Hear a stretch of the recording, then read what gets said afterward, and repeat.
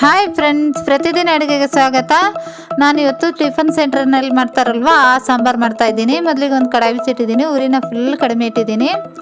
ಒಂದು 2 table spoon ಅಷ್ಟು cooking oil ಹಾಕಿದ್ದೀನಿ. ಎಣ್ಣೆ ಬಿಸಿ ಆದ ನಂತರ ಒಂದು 1/4 ಟೀ ಸ್ಪೂನ್ ಮೆಂತೆ, 1.5 ಟೇಬಲ್ ಸ್ಪೂನ್ ಅಷ್ಟು ಧನಿಯಾ ಕಾಳು ಹಾಕಿ ಸ್ವಲ್ಪ ಫ್ರೈ ಮಾಡಿ.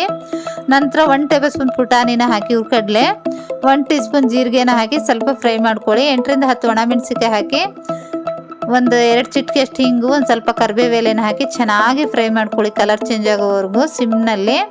ನೋಡಿ, ಚೆನ್ನಾಗಿ ಕಲರ್ ಚೇಂಜ್ ಆಗಿದೆ. ನಿಮಗೆ ಸ್ಪೈಸಿ ಬೇಕಾದರೆ ಸ್ವಲ್ಪ ಮೆಣಸಿನಕಾಯಿ ಜಾಸ್ತಿ ಹಾಕ್ಕೊಳ್ಳಿ. ನಂತರ 3 ರಿಂದ 4 ಟೇಬಲ್ ಸ್ಪೂನ್ ಅಷ್ಟು ಫ್ರೆಶ್ ತೆಂಗಿನಕಾಯಿನ ಹಾಕಿ 1 ನಿಮಿಷ ಫ್ರೈ ಮಾಡಿ. ನಂತರ 1 ಟೊಮೆಟೊ ಹಣ್ಣನ್ನ ಹಾಕಿ ಟೊಮೆಟೊ ಹಣ್ಣು ಸಾಫ್ಟ್ ಆಗೋವರೆಗೂ ಫ್ರೈ ಮಾಡಿ. ಫ್ರೆಶ್ ತೆಂಗಿನಕಾಯಿನೇ ಹಾಕಿ. ಫ್ರೆಶ್ ತೆಂಗಿನಕಾಯಿ ಹಾಕೋದ್ರಿಂದ ಟೇಸ್ಟ್ ಚೆನ್ನಾಗಿ ಬರುತ್ತೆ. ಟೊಮೆಟೊ ಹಣ್ಣು ಚೆನ್ನಾಗಿ ಸಾಫ್ಟ್ ಆಗಿದೆ. ಗ್ಯಾಸ್ನ ಆಫ್ ಮಾಡಿಬಿಡಿ. ತಣ್ಣಗಾದ ನಂತರ ಒಂದು ಜಾರ್ನಲ್ಲಿ ಹಾಕ್ಕೊಳ್ಳಿ.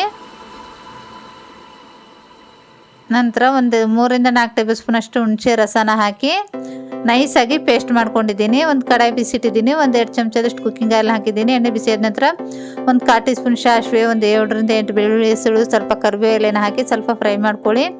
ಒಂದು ಈರುಳ್ಳಿ ಹಾಕಿ ಈರುಳ್ಳಿ ಕಲರ್ ಚೇಂಜ್ ಆಗೋವರೆಗೂ ಫ್ರೈ ಮಾಡಿ. ಈರುಳ್ಳಿ ಕಲರ್ ಚೇಂಜ್ ಆದ ನಂತರ 1 ಟೀ ಸ್ಪೂನ್ ಶುಂಠಿ ಬೆಳ್ಳುಳ್ಳಿ ಪೇಸ್ಟ್ನ ಹಾಕಿ ಸ್ವಲ್ಪ ಫ್ರೈ ಮಾಡಿ.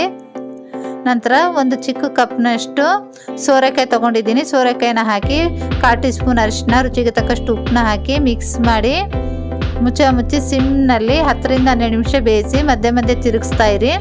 ಮಧ್ಯೆ ತಿರುಗಿಸ್ತಾ 10 ರಿಂದ 12 ನಿಮಿಷ ಬೇಯಿಸಿದ್ದೀನಿ. ಚೆನ್ನಾಗಿ ಬೆಂದಿದೆ. ಇಷ್ಟಾದ ನಂತರ ನಾವು ರುಬ್ಕೊಂಡಿರೋವಂಥ ಮಸಾಲೆನ ಹಾಕಿ ಮಿಕ್ಸ್ ಮಾಡಿ. 1-2 ಕಪ್ ಬಿಸಿನೀರನ್ನ ಹಾಕಿ ಒಂದು ಸ್ವಲ್ಪ ಬೆಲ್ಲನ ಹಾಕಿ ಮಿಕ್ಸ್ ಮಾಡಿ ಚೆನ್ನಾಗಿ 10 ರಿಂದ 12 ನಿಮಿಷ ಬೇಯಿಸಿ. 10 ರಿಂದ 12 ನಿಮಿಷ ಬೇಯಿಸಿದ್ದೀನಿ. ಚೆನ್ನಾಗಿ ಬೆಂದಿದೆ. ಇಷ್ಟಾದರೆ ಸಾಕು. ಗ್ಯಾಸ್ನ ಆಫ್ ಮಾಡಿ. ಇಡ್ಲಿ, ದೋಸೆ, ರೈಸ್ ಜೊತೆ ತುಂಬಾ ರುಚಿಯಾಗಿರುವಂಥ ಈ ಸಾಂಬಾರನ್ನ ಖಂಡಿತ ಟ್ರೈ ಮಾಡಿ. ಈ ರೆಸಿಪಿ ಇಷ್ಟವಾದರೆ ಲೈಕ್ ಮಾಡಿ, ಶೇರ್ ಮಾಡಿ, ನಮ್ಮ ಚಾನಲ್ಗೆ ಸಬ್ಸ್ಕ್ರೈಬ್ ಮಾಡಿ.